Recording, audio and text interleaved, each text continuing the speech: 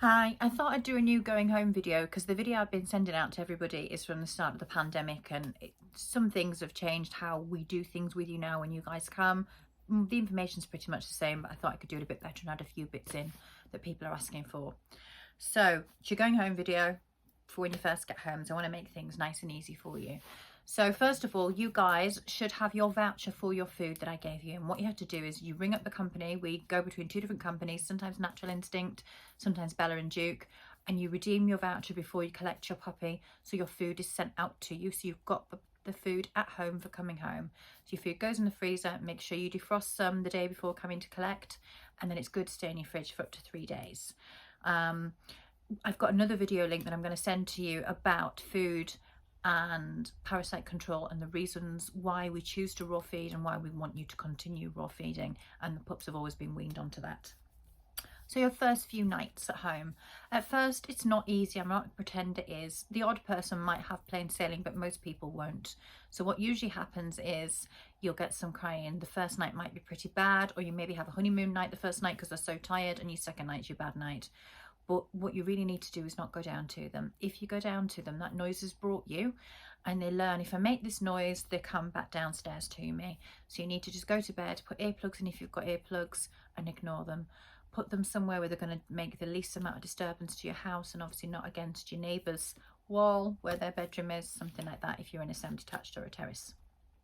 But it is rough at first, usually. Now, the only time I'll ever make an exception to going downstairs is if it goes on and on and on. You think this is horrendous, nobody can get any sleep, and I'll go downstairs to tell them off. I'm not nice to them. I don't, soothe them, sleep beside them, take them upstairs to bed with me. None of that, because it just makes it worse, okay? So please, please be cruel to be kind the first few days, and you'll be rewarded a few days down the line when you think, my pup's quite happy, it's used to being left, it's happy to go in its crate at bedtime. And then speaking of crates, the reason why we use crates, there's lots of different reasons, but I'll tell you why. One, it becomes that little home. So if you go somewhere, you stay overnight anywhere, you can take that with you, and it's just like their home moved with them. It's their security space.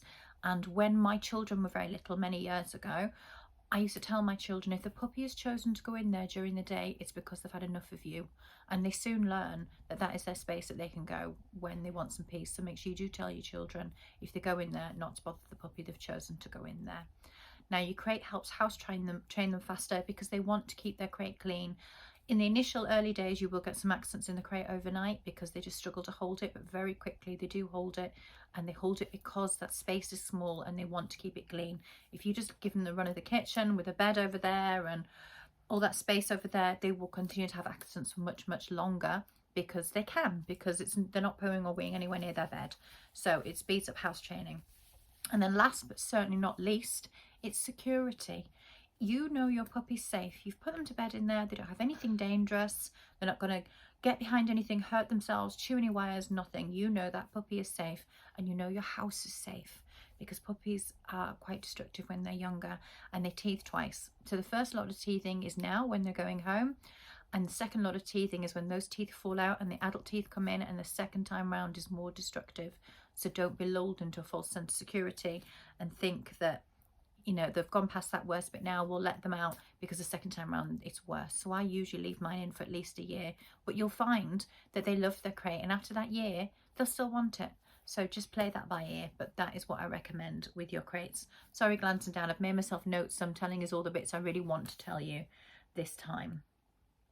So also it helps to feed them in the crate, and that's because it makes the crate a nice place.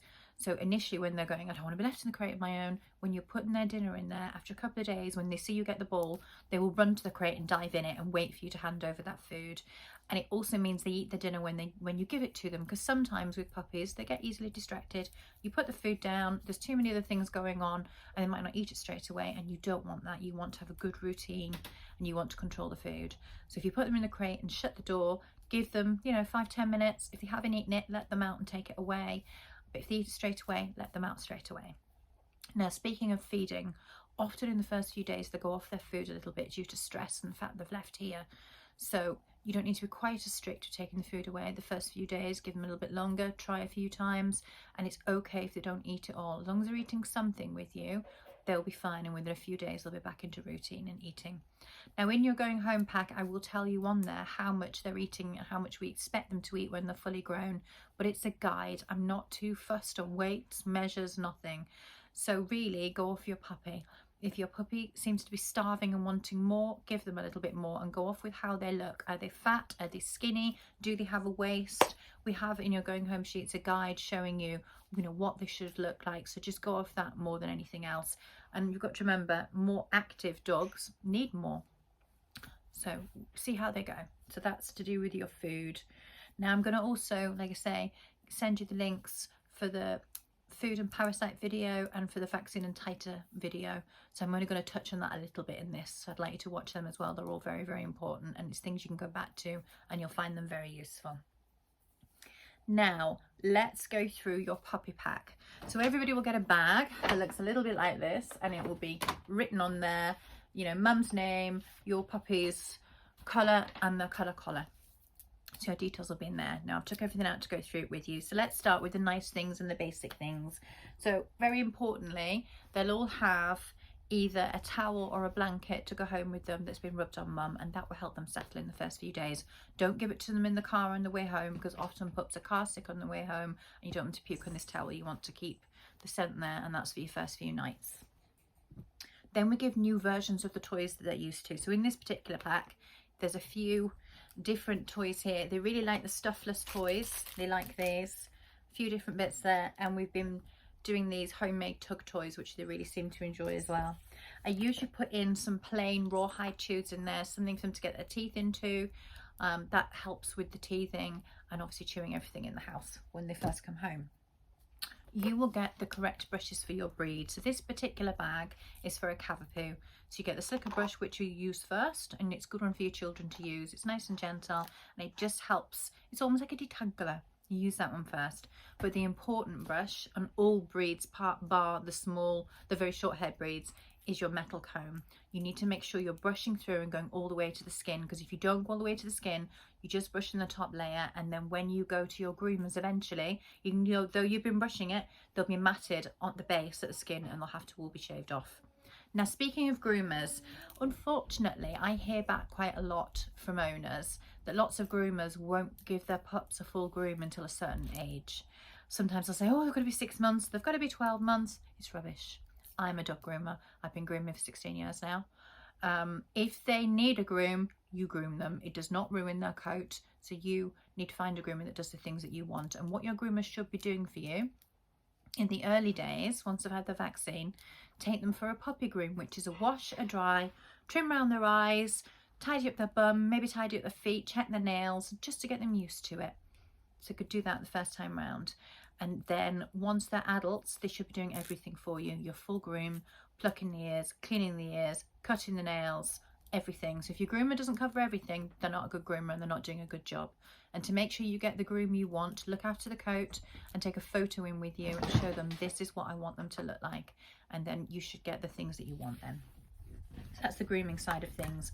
Now I also put a flea comb in there for you, and I want you to check your dog frequently for fleas. Just have a quick look through, because if they get fleas and you see it quickly, it's very, very quick and easy to deal with, and it's not an issue. So always keep on top of checking. And if you've got a light coated dog, it's easy to see even without the comb. Just pay attention to your dog's skin health and general health, and when you're holding them and touching them, have a look all over all the time when they're on your knee, so you know what's normal, what isn't normal, so you can see if there's something wrong.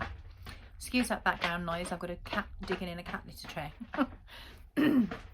Also, when you've got them on your knee, open up their paws, get right in, have a look at everything, poke them in the rear, so when you need to actually do something, they allow you to. Open their mouth, things like that. So I want you to handle your puppy well.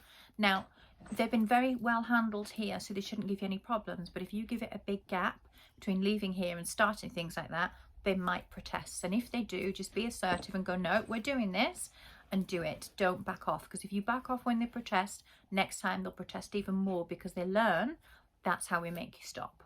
And if they are growly about it at all, make sure you firmly tell them off to say that's the first and last time you're going to growl at me, because they are just babies and teenagers when they're little, and they do push the boundaries sometimes. You just need to push right back like you would with human children and say that's not acceptable. So that's that side of things. There will be poo bags in your going home bag as well. There is tick removers. We put them in there in case you ever get a tick, and I will talk about ticks afterwards. So you've got that.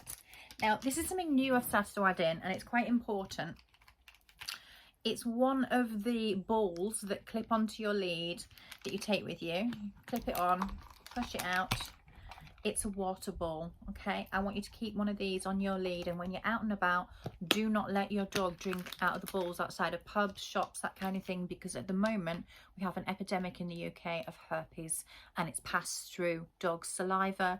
It's an STD as well through matings, so make sure your dog doesn't catch it, okay? So please don't let them share water balls. I'm sure you wouldn't want to share a coffee cup somebody else had drank out of. It's exactly the same with the dogs.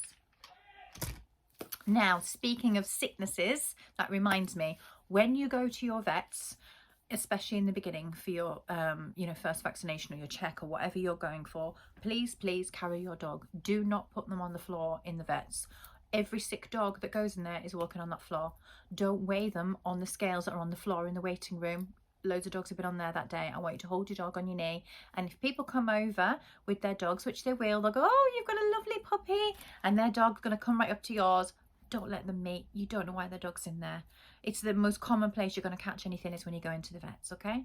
Then when you go into the vet room, you can weigh them if you want to weigh them in there on the baby scales. They have baby scales which they clean between every customer, and it's on top of the table. Just please don't use the floor scales. Right, so those are those bits. So let me go through your puppy pack now, what you're going to get. So in your puppy pack, you will have your original vet check certificate, which you will have already had via WhatsApp as well. If you're on the WhatsApp group, if you've been on, if you booked your puppy early, you'll already have a copy of that on photo, and you get your original one there. You will have your contract, which I will have filled in, and I will mark in the places that you need to fill in. So what you have to do once you're home is fill in your contract, photograph those pages, and then send it back to me on WhatsApp so I have a digital copy of it and you keep the original. Now, depending on what breed of dog you get from us, you will either have a Kennel Club registered certificate. You need to follow the instructions to finish putting them into your name, or you'll have a certificate from the Pedigree Club on their crossbreed, and same again, follow the instructions and put them into your name. You will have your going home sheets. Now in here there is so much information, please read it. Down here at the bottom on the front is your feeding instructions, but there's so much in here. Everything from, house training to keeping them safe, to understanding dog behavior, to cleaning ears, touching on the vaccines again. There's also a copy of the vaccine insert, a copy of a titer test. It's all the really little bits, the important bits of the information you've already been given, but it's just kind of condensed into ones. It's a quick guide to go to.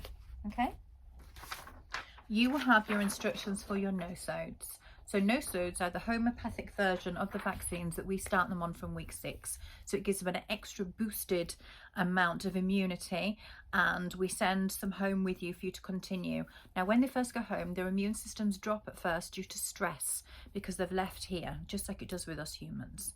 So you're going to go back to giving a daily dose. You give a daily dose for a week of the no-sodes, and then after the first week, you give a weekly dose until you go for your vaccination. Now, we started buying it in larger bottles because it's becoming very expensive. And what I do is I draw it up into a syringe for you. It's just got a stopper on the end. It's just fluid. All you have to do is put a drop in their food. It's really, really simple. So that's those bits for you. If you wanted to continue with no-sodes throughout their life, I do frequently give them to mine to boost their immunity. You can get it from a company called Helios. There's lots of other companies, but they're a brilliant company. They're based in Tunbridge Wells, but they deliver to all over the country. Well, in fact, they deliver all over the world. So you've got that there. Now, in your pack, you will have all these bits to do with your insurance. We insure your puppy for you. Your policy number will go on here. You get 4 weeks insurance. From the day of leaving here, covered up to £4,000. Now, within a week or so of your pup being at home, they will get in touch with you and see if you want to continue with them. Now, the reason we choose them, and I quite like them, is they're very good at paying out and they're happy with the way we vaccinate. If you don't want to stay with them, you want to go with another company, make sure you read all the small print so that they're happy with the way you're doing things, and make sure you have a 2-week lap over of my insurance and your insurance, because when you take out new insurance for your puppy, you can't claim on it for the first 2 weeks. So make sure mine's still running, because sod's law, if something's going to happen, it happens when you're not insured. So make sure if you're changing companies, you have that lap over. Now, when you take out your insurance, one of the most important things to look at is what's covered and how it's covered. I recommend everybody gets what's called lifetime insurance. And what that means, lifetime insurance, and we got stung by this many years ago when I first became a pet owner, before I did any of this, was we had a Labrador called Misty, and she scratched her eye in a bush and we claimed on it, and that was fine. And then she did it again about a year later. I don't know why she kept doing it. She loved foraging in bushes. And we rang the insurance company and they said, because we didn't have lifetime insurance, you can't claim on the same place, body again, or the same injury again. So if you didn't have lifetime insurance and something happened that was ongoing, once that 12 months is up, you could never claim on it again. So imagine if they broke their leg and they developed arthritis later on, or they had developed diabetes or anything. If you didn't have lifetime insurance, you'd only be covered for 12 months. So make sure you take out lifetime. It's really important. And also the amount you're covered for. Now, usually £4,000 is good enough for most things, except if something drastic happens. So one of our dogs a couple of years ago broke their elbow, and it cost us £9,000 to have it pinned and plated. But there would have been another option where we could have taken her leg off, and that might have been up to £1,000 to do that. So in that situation, you need to think, what would I do if it goes over that? Do I have the provisions to cover the extra? Do I have a credit card? Do I have savings? If you don't, I would take out a higher premium one that pays out more. And if you do, just take out the basic and think, hopefully I'll never ever need to do it, because most people don't.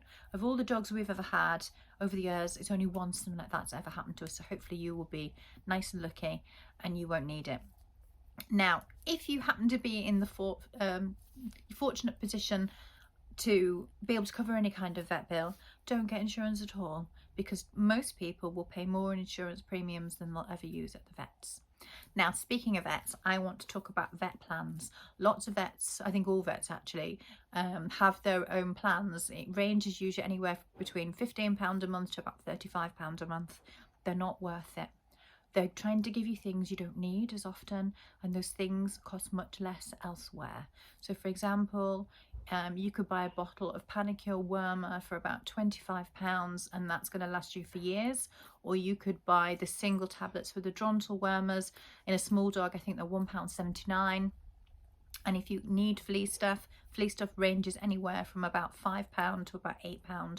So you do not need to pay into those plans. They're a waste of money. Please don't take them out. Okay, so that's that. Then in your bag, the last few bits are, if you're local, we usually give you one of these, whatever's going on in our area. If there's some good information for where you can have, this one's Safe Play, the Freedom Fields, things like that. So after all of that, I just want to quickly touch on your vaccines. I'm not going to go into big depth because I'm going to send you another video for that. So your vaccinations, remember, your puppy has not been vaccinated with us. We don't believe in giving vaccines this young because I've explained to you already, we have had vaccine deaths and we've had major reactions. We find if you wait till week 12, your puppy tolerates them so much better, and you will need one vaccine instead of two, because the first vaccine is a temporary vaccine which mother's immunity knocks off. So there's no point in having it. Wait for week 12, a week later, you can go walking. Now, we don't recommend that you give the Lepto vaccine. That is the one that gives the highest reaction rate. It's very poor acting, massively poor acting. And we just don't recommend it at all, but I want you to watch the video on all the details why. With your wormers, we have your final puppy wormer in your bag. This particular puppy, it's Panicure next, it's in the granules. So the pups are wormed here with us every 2 weeks from the age of 2 weeks, and we alternate between Panicure and Drontal. The reason we use them too, and the reason we alternate, is they do different jobs. Drontal is a generalized wormer. Panicure, which its real name is Fenbizidol. Panicure is just the brand name, and Fenbizidol is something that us humans can take as well. And the reason we like that one, it's very mild, and it covers things other than worms. It covers things like Giardia, which is outside in puddles, and it's microscopic and you can't see it, and it's actually very common, so I like that one. And also Panicure is my go-to. If anybody's ever got any diarrhea that isn't clearing up, that I know has got nothing to do with something they've eaten and they're not really unwell in themselves, apart from that, they've probably got Giardia.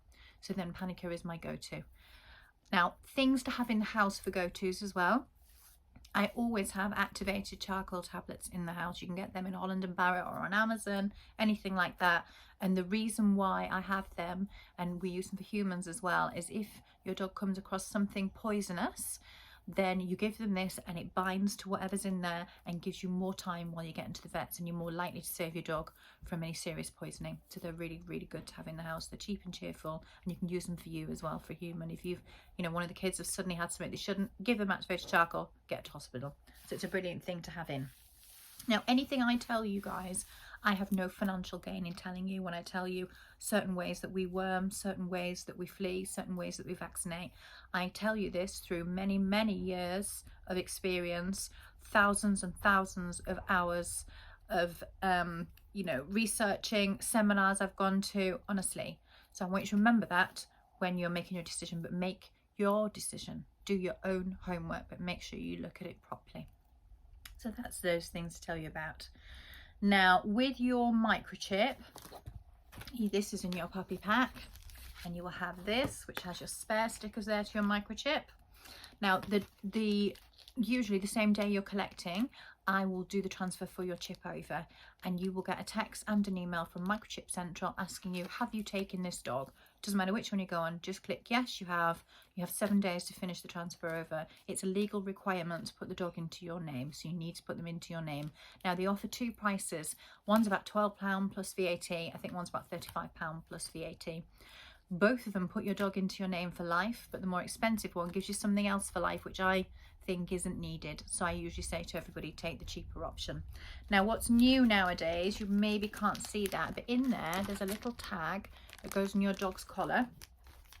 And it's really useful because until these came out, if somebody found your dog and wanted to know who it belonged to, they would have to take it to somewhere like a vet or a groomer or somebody that has a microchip scanner, so they could say they found it and found the owner. With these, they can scan that straight on their phone, and what that does, it gives them Microchip Central's number. They ring Microchip Central, give them their details. Microchip Central ring you and say, this person's got your dog. So they don't have to go to the effort of going to find somewhere to scan the dog, and they're more likely to get in touch with you very quickly. So that's a brilliant new thing that's come out. So I suggest that you do use that and you put that on your collar. Now, wheeze outside. How long it takes is up to you. You get out what you put in. But I will say the smaller the breed, generally, the longer it takes. And the reason for that is because their environment feels very big to them. So it takes that a little bit longer, whereas the big dogs do it faster. So you need to just keep putting them out. You put them out as soon as they've woken up. You put them out as soon as they've eaten. You put them out if they suddenly stop playing. You put them out if they start sniffing, circling, looking. And always put them out the same door so they know where they're going, because they'll start to make their way to that door to say, Mum, Dad, I need to go out. And as soon as you see that, let them out. Now, I personally will put a puppy pad in front of the back door for accidents only. I don't encourage them to use it. Otherwise you end up training them twice, once the pad and once to go out. But keep putting them out. That is just for accidents only. If it's raining, it's bad weather, you'll find you get more accidents than you do other times. And if the weather's warm enough, leave your back door open so they can let themselves in and out. It's so much easier. Now, when you're letting them out, what I personally do, and I recommend you do, if you have a patio or some kind of area that's very easy to keep clean, that is where I suggest you take them. And there's a number of reasons. One, puppies put everything in their mouth, just like children. You don't want them in the garden eating everything they come across, the bushes, the grass, the snails, the stones, everything. So if you keep them on the patio, you can limit their exposure to dangerous things. And a good way of doing that, if you need to block off, is you can buy the puppy pens on Amazon. They range from about £50 to £100, depending what size you need, and they open up like a fence. So you can fence off your grass garden from your patio, and they have stairgate on them, so you can open it to go through.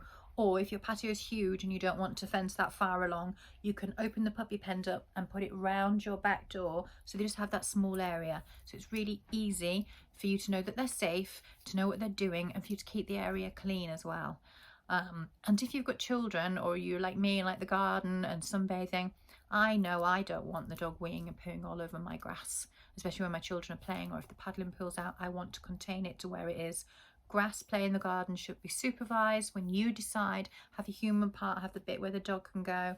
And also, it stops your dog bringing in lots of muck, because in the winter months, when you let them out for a wee, you don't want them coming in filthy and wet every single time they have a wee. So if you let them out onto the patio, that limits that as well.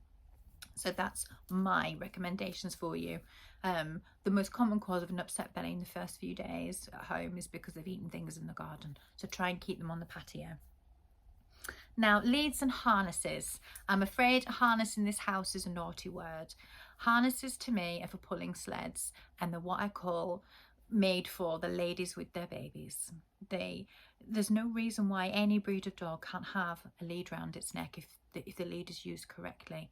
When a dog is on a harness and you pull to try and correct them back, what happens is you move the whole dog back, but their brain and what they were doing is still looking and focused on what they wanted. Nothing changes. When you use a lead correctly and you tug, they will stop and look at you and come back in. And also, the harnesses, where they're here and comfortable, it encourages them to pull on the end of the lead. And also, what should be banned is extendable leads. One, because the dog is walking you. You're not walking the dog, and that changes your relationship. And two, they're dangerous. They can shoot off sideways to go to somewhere they shouldn't. They can tangle somebody up. They can cut your fingers if suddenly they pull round and it twists. You know, please don't use them. I want you to use a proper lead and collar or a slip lead, but please discuss that with me when you see me, and I can show you how to use one properly, and I will do another video for that as well. Now, I hope you're all ready. It's not easy, it's not plain sailing, but it's well worth it in the end. And it is what you make it. Don't stress, don't read too much. And the way to train a dog is being consistent from day one. You know, give them good rules and boundaries. If they're not allowed to do it in the fully grown, they're not allowed to do it now. Pretend you took home a German Shepherd. If a German Shepherd's not allowed to do it, a big dog, this little dog isn't allowed to do it. Treat them all the same. And remember to keep them at the bottom of your pack. So you praise what you don't want, you correct what you do want, and you do it from day one. And if they keep nipping at you, they don't nip me, they keep nipping at you, you firmly tell them no. If they ignore you after distraction, if you tried distracting, then you need to up that telling off and do it like a dog does it. So if you think about what mum would do, mum either goes over and she stomps on them a bit. I'm not saying you should stand on the dog, but mum stomps on them, or she'll go over and give them a nip. So when we've corrected them, if they ignore us, we can go back over with our finger and go, I said no, and a bit of a poke, and they'll usually go, oh, and you be really assertive. Do not do that. And then go back to being normal. And if they've stopped, then you stroke them and say, what a good girl, what a good boy. Change your tone. It's not always about the word that you use, it's about how you say it. So be nice and firm and assertive with them. And that goes for anything. If you want to correct any behaviour, you've said no and they ignore you, go over and give a bit of a poke because it feels like a nip off mum. Today, all over the world, but especially in the UK, we are humanising our dogs. They are not humans, they are dogs. We need to do it like a dog does it for them to understand it properly. And the reason why it's so important to have your pat mentality correct is to keep you safe, your children safe, and so you enjoy your dog. Because if your pat mentality is wrong, your dog can ruin your life. It really can. So you need to make sure they're bottom of the pack. Dogs only correct pack members below them. So providing nobody's below them in the pack, they will never correct anybody, and they correct by biting. We've just discussed that. So you don't want your dog to ever bite you. So when they're going through the teenage stage, if they push the boundaries, if they ever growl at you as a warning, say don't do that, you tell them first and last time, you do not growl at me. And then as soon as everything's stopped, dogs live in the moment, don't hold on to it, just say what a good girl, that's nice, this is how we do things, carry it on. Do not let your dog sleep with you in the early years, especially if you've got children, because if they sleep with you and your children don't sleep with you, you put them above the children, which means they're allowed to correct the children, that puts the children at risk. Height matters as well. So if they're sleeping on the back of your couch and you're having any behavioural issues, get them off there. They're sat above you. Couch should be invitation only unless you have a couch that's just theirs and they're allowed to go on it. So if they just jump on, knock them off. Everything should be invitation only. So really think about how your actions mould this little dog's life and your family pack. You want to have a dog that you are not embarrassed of, to take anywhere, that's well behaved, that's safe, that you love. And also with socialization, get them socializing straight away. So in the first weeks before they can go out mixing properly, I want you to take them places in your arms. They can mix with friends and family's dogs straight away, providing they are well in themselves, the other dogs, and they've had a vaccine in their lifetime. But you can't go on communal ground because you don't know who's been there. But it's good for them to mix. They've mixed with all my adult dogs here. So good luck. Any problems, get on the phone. And I'm also going to make sure I send you a link for your basic grooming video and walking video to make life a bit easier. And then obviously about the parasite control food, vaccines, titer test. Okay, good luck. Bye bye.